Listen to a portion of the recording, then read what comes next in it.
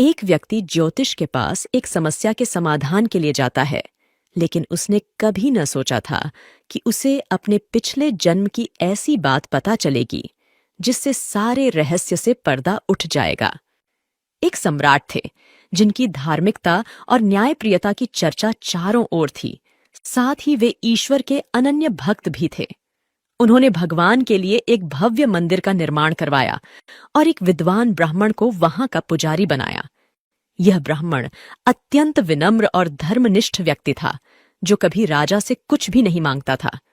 राजा उसके इस स्वभाव से बहुत प्रसन्न थे और ब्राह्मण पिछले 20 वर्षों से राज मंदिर में पूजा अर्चना कर रहा था। उसने कभी भी राजा से किसी बात की शिकायत नहीं की। फिर एक दिन राजा के घर एक पुत्र का जन्म हुआ। राजा ने उसे शिक्षित करके एक विद्वान बनाया और उसका विवाह एक खूबसूरत राजकुमारी से कर दिया। विवाह की रात राजकुमारी नींद नहीं आने पर घूमने लगी। जब वह अपने पति के बिस्तर के पास पहुंची तो उसने देखा कि वहां हीरे जड़ित एक तलवार रखी है। जैसे ही उसने तलवार को खोला, वह बिजली की तरह चमकने लगी। यह देखकर वह भयभीत हो गई और डर से उसके हाथ से तलवार छूटकर उसके पति की गर्दन पर गिर गई, जिससे राजकुमार की मृत्यु हो गई। राजकुमारी अपने पति की मौत से अत्यंत दुखी हुई और वह यह सोचकर बहुत डर गई थी कि अगर मैं सबको सच बताऊंगी तो कोई भी मेरी बात पर विश्वास नहीं करेगा। जैसे ही सुबह का उजाला फैला, राजकुमारी ने विलाप करना शुरू किया और बताया कि उसके पति की हत्या हो गई है। सभी लोग और राजा वहां एकत्रित हो गए। राजा ने पहुंचकर पूछताछ की। मेरे पुत्र की हत्या किसने की? मैं अपराधी को नहीं पहचानती, लेकिन मैंने उसे भगवान के मंदिर की ओर जाते देखा था। राजा समेत सभी लोग ठाकुर जी के मंदिर में गए तो उन्होंने ब्राह्मण को वहां पूजा करते पाया। तत्काल सभी ने ब्राह्मण को पकड़ लिया। ब्राह्मण की पत्नी ने बहुत समझाया कि उसके पति ने राजकुमार की हत्या नहीं की है, लेकिन किसी ने उसकी बात नहीं मानी। राजा ने भी सोचा कि शायद ब्राह्मण निर्दोष हो सकता है, लेकिन लोगों की बातों में आकर उसने ब्राह्मण को कहा, मैं तुम्हें प्राणदंड नहीं दूंगा, लेकिन तुम्हारे उस हाथ को काटने का आदेश देता हूं जिससे तुमने मेरे पुत्र को मारा। ऐसा कहकर राजा ने उसका हाथ कटवा दिया। इस पर ब्राह्मण बहुत दुखी हुआ और राजा को अधर्मी मानकर राज्य छोड़ दिया। वह फिर ऐसे किसी विद्वान ज्योतिषी की तलाश में निकल पड़ा। उसने बहुत खोज की कि कोई विद्वान ज्योतिषी मिले तो बिना किसी अपराध किए अपना हाथ कटने का कारण उनसे पूछूं। फिर उसे काशी में एक विद्वान ज्योतिषी मिले। जब ब्राह्मण उस ज्योतिषी से मिलने उनके निवास पर पहुंचा तो उस समय ज्योतिषी वहां उपस्थित नहीं थे। उनकी पत्नी उनकी अनुपस्थिति में उनकी निंदा कर रही थी और उन्हें बुरा भला कह रही थी। कुछ समय बाद जब ज्योतिषी घर लौटे तो भी उनकी पत्नी उनका अनादर करती रही, लेकिन ज्योतिषी ने चुप रहकर कोई प्रतिक्रिया नहीं दी और उन्होंने अपनी पत्नी से कोई विवाद नहीं किया। इसके बाद वह अपने आसन पर जाकर बैठे और ब्राह्मण को देखकर उन्होंने पूछा, कहिए ब्राह्मण देवता, आपका यहाँ कैसे आना हुआ? आया तो अपने बारे में पूछने के लिए था, लेकिन पहले आप अपना हाल बताइए कि आपकी पत्नी अपनी जुबान से आपका इतना तिरस्कार क्यों करती है? यह मेरी स्त्री नहीं, मेरा कर्म है।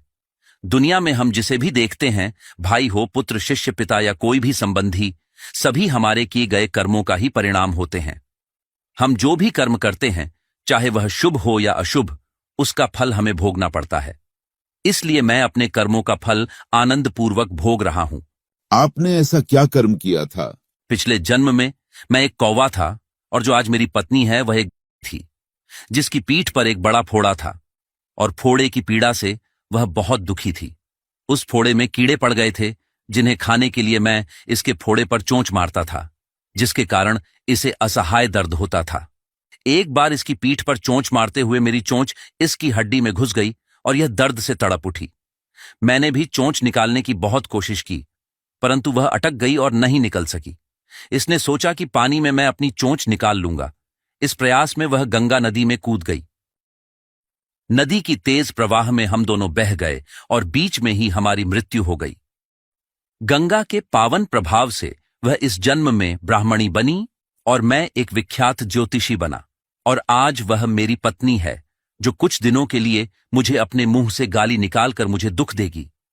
लेकिन मैंने उसे दर्द पहुंचाने के लिए चोंच नहीं मारी थी, इसलिए उसकी समझ एक दिन बदल जाएगी। अपने पूर्व कर्मों का फल समझकर मैं इसे सहन कर रहा हूं और मैं इसलिए शांत हूं और उस दिन का इंतजार कर रहा हूं जब उसका स्वभाव सुधर जाएगा। अब आप कहो कि आप यहां किस लिए आए हो? ब्राह्मण ने अपनी कहानी सुनाई और पूछा। अधर्मी और पापी राजा ने मुझ जैसे निर्दोष का हाथ क्यों काट दिया? राजा ने तुम्हारा हाथ नहीं काटा, तुम्हारे कर्मों ने तुम्हारा हाथ काटा है। यह कैसे संभव हुआ? पूर्व जन्म में तुम एक तपस्वी थे और राजकन्या एक गाय थी, जबकि राजकुमार एक कसाई था।